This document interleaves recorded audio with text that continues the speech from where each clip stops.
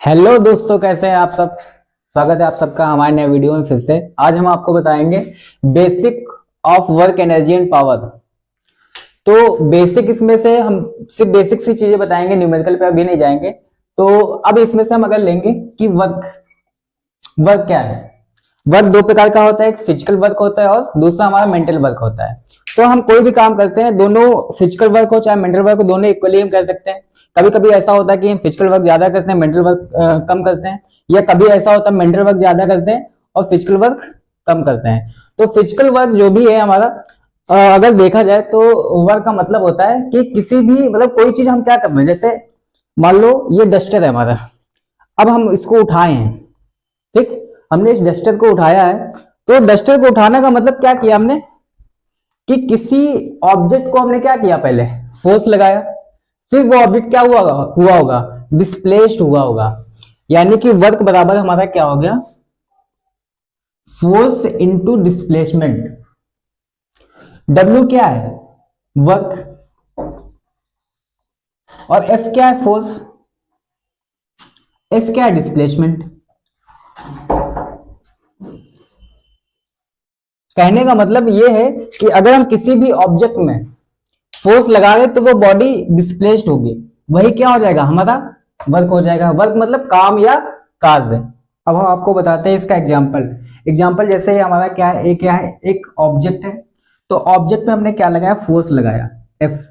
अब फोर्स लगाने से यहाँ पे u बराबर 0 दिखा रहा है। u बराबर 0 का मतलब है u बराबर इनिशियल वेलोसिटी। अब जब इस पे हमने क्या लगाया, फोर्स लगाया, तो बॉडी क्या करी, डिस्प्लेस्ड करी। एस क्या, डिस्प्लेसमेंट। अब डिस्प्लेस होके जो हमारी बॉडी है वो यहां तक पहुंची, ये हमारी हो गई फाइनल वेलोसिटी। तो जब यहाँ पे बॉडी पहुंची तो हम देखेंगे कि हमने फोर्स लगाया और डिस्प्लेस्ड हुई। तो हमने क्या बताया था, वर्क बराबर फोर्स इंटू डिस्प्लेसमेंट। तो यहाँ पे क्या हुआ, ये कार्य हुआ है। बात समझ में आई। यूनिट ऑफ वर्क, अब यूनिट क्या होती है, हिंदी में इसको इकाई बोलते हैं। तो यूनिट का मतलब बहुत इंपॉर्टेंट होता है। यूनिट किसी भी चीज की यूनिट हमें किसी चीज का मापन बताती है कि कोई चीज हम मतलब हमारे पास कितनी है या हमें कोई चीज कितनी लेनी है। मतलब किसी भी चीज का स्पेसिफिक मेजरमेंट बताती है। अगर मान लो अगर यूनिट नहीं होगी किसी चीज की, तो हमें मतलब कोई भी चीज लेने में या मतलब देने में असुविधा होगी। जैसे मान लो अगर हम कहें कि मुट्ठी भर आटा हम लाए, तो मुट्ठी भर जो आटा होगा वो किसी की मुट्ठी ज्यादा हो सकती है, किसी की मुट्ठी मतलब कम हो सकती है। तो ऐसे मतलब मेजर करना दिक्कत होती है। इसी वजह से उसके लिए मतलब हमारे पास क्या बनी है, यूनिट। जैसे 1 किलो कम ज्यादा नहीं होगा। बात समझ में आ रही है। तो इसी वजह से यूनिट जो है किसी भी चीज की बहुत ज्यादा इंपॉर्टेंट रोल अदा करती है। तो यूनिट ऑफ वर्क क्या है, एसआई यूनिट सबसे इंपॉर्टेंट होती है। एसआई यूनिट का मतलब क्या होता है, इंटरनेशनल स्टैंडर्ड, ठीक। यानी कि ये हर देशों में यूज करी जाती हैं। लेकिन कुछ ऐसी यूनिट होती है जैसे सीजीएस हो गया। सीजीएस में क्या है, सी फॉर सेंटीमीटर, जी फॉर ग्राम और एस फॉर सेकेंड। ये सेंटीमीटर किसकी यूनिट है, लेंथ की। जी ग्राम है, ये किसकी यूनिट है, मास की। एस किसकी यूनिट है, टाइम की, सेकेंड। तो सबसे इंपॉर्टेंट यूनिट हमारे लिए है एसआई यूनिट। किसी भी चीज की अगर आप लोगों को याद करना है तो एसआई यूनिट याद करिए। जैसे unit of work, SI unit इसकी क्या है, जूल। और इसकी यूनिट वर्क की एक और यूनिट होती है सीजीएस यूनिट। सीजीएस यूनिट इसकी क्या होती है, अर्ग। तो अर्ग जो होती है, अर्ग बराबर क्या होता है, 10⁻⁷ डाइन। जितना अभी हमने बताया है उससे रिलेटेड और कुछ चीजें हम बताना चाहेंगे। जैसे कि अगर हमको सिर्फ वर्क की डेफिनेशन ही डिफाइन करनी है, तो हम ये भी कह सकते हैं कि it is the product of the force and displacement. और दूसरी चीज, कुछ बच्चों कंफ्यूजन होती है कि जैसे यू और वी क्या होता है। यू हमारा होता है इनिशियल वेलोसिटी। इनिशियल वेलोसिटी यानी कि जब कोई चीज रुकी हुई है और शुरुआत करने जा रही है चलने में, फिर उसकी एक आती है कि मतलब जब वो चल रही होती है वो उसकी क्या होती है, फाइनल वेलोसिटी। और फाइनल वेलोसिटी कभी भी जीरो नहीं होती है। इनिशियल वेलोसिटी जीरो हो सकती है और जीरो होती है। बात समझ आ रही है। तो फाइनल वेलोसिटी यहां से सीखने को क्या मिलता है कि फाइनल वेलोसिटी हमारी जीरो नहीं होगी। तो अब u की इनिशियल वेलोसिटी क्यों माना गया होगा, v को फाइनल वेलोसिटी क्यों माना गया होगा, इस वजह से क्योंकि u पहले आता है। अगर अल्फाबेटिकल ऑर्डर में देखें तो u हमारा पहले आता है, इस वजह से इनिशियल वेलोसिटी इसको माना गया है और v हमारा फाइनल वेलोसिटी मानी गई है। ठीक, फोर्स की यूनिट क्या होती है, न्यूटन। s डिस्प्लेसमेंट है, इसकी यूनिट क्या होती है, मीटर। बात समझ में आ गई इतनी। और दूसरी चीज ये भी ध्यान रखना है कि स्केलर क्वांटिटी है, ये जो हमारी वर्क है स्केलर क्वांटिटी है। स्केलर क्वांटिटी क्या होती है, जिसके पास सिर्फ मैग्नीट्यूड होता है, और जो वेक्टर क्वांटिटी होती है उसके पास मैग्नीट्यूड और डायरेक्शन दोनों चीजें होती हैं। ये चीज इतना क्लियर हुआ आप लोगों को। अब एक चीज आती है कि हमारा वर्क जीरो कहां पे होगा। वर्क जीरो का मतलब क्या है, W बराबर जीरो, यानी कोई काम ही ना हुआ। कब नहीं होगा काम, जैसे हमने बताया कि वर्क बराबर हमारा होता है फोर्स इंटू डिस्प्लेसमेंट। ठीक, अगर ये दीवार है, अब इसमें हम धक्का देंगे डिस्प्लेस करने के लिए, फोर्स लगा दें, धक्का लगाना मतलब फोर्स लगाना, तो ताकि ये डिस्प्लेस्ड हो। डिस्प्लेस्ड अगर नहीं होगी तो डिस्प्लेसमेंट हमारा जीरो होगा।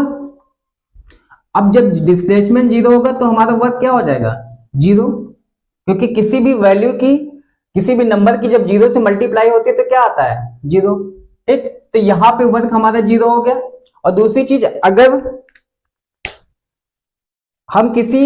हमारा फोर्स जीरो होता है तब भी काम नहीं होगा।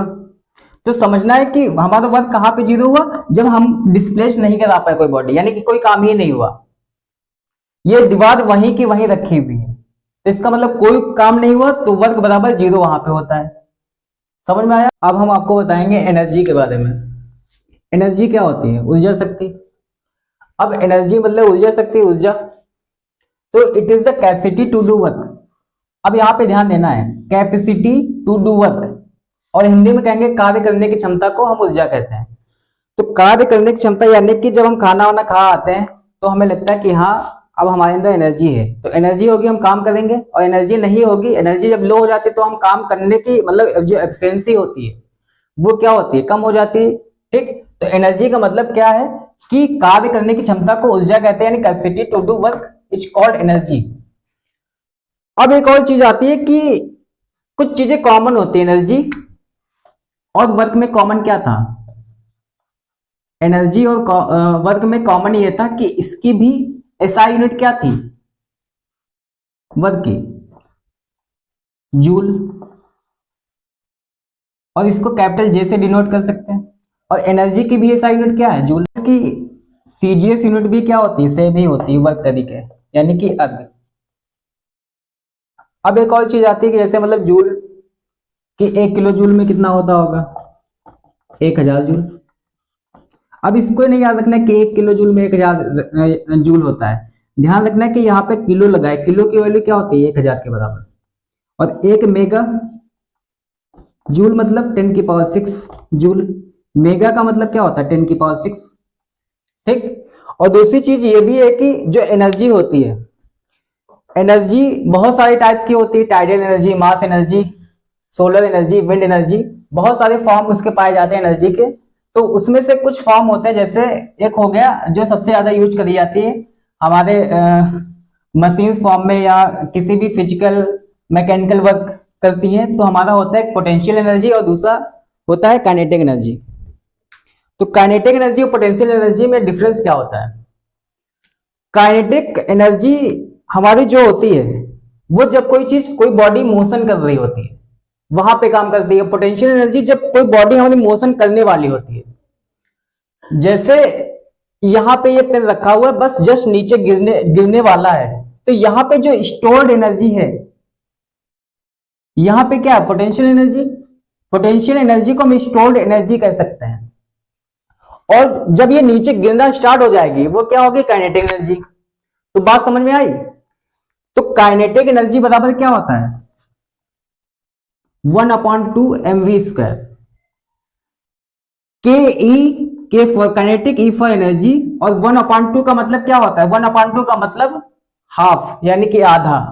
एम क्या है, मास, वी क्या है, वेलोसिटी। ठीक, और एक होती पोटेंशियल एनर्जी। पोटेंशियल एनर्जी बराबर क्या होता है, mgh। पोटेंशियल एनर्जी को हम W यानी कि वर्क डन भी कह सकते हैं। वर्क डन, वर्क मतलब कार्य था और डन मतलब किया गया। तो किया गया कार्य mgh क्या है? m mass, g acceleration due to gravity, h height.